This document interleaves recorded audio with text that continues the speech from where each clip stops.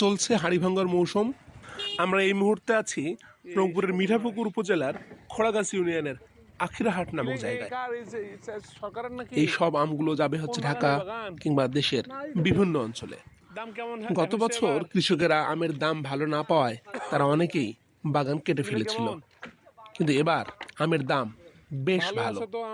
কৃষকের মনে বেশ আনন্দ, গোটা এলাকায় চাঞ্চল্যের সৃষ্টি হয়েছে।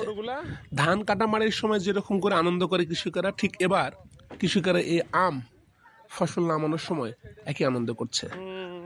এই সাইজের আমগুলো কোনগুলোর দাম 2000 টাকা, 2200 টাকা কিংবা 2400 টাকা মন শুরুতে বিক্রি করতে পারছে তারা। যেখানে ছোট সাইজের আমগুলো হয়তো কোনোটা 1000 থেকে 1600-1700 টাকা।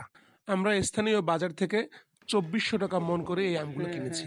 খুবই সুন্দর সাইজ, দেখতেও খুব সুন্দর।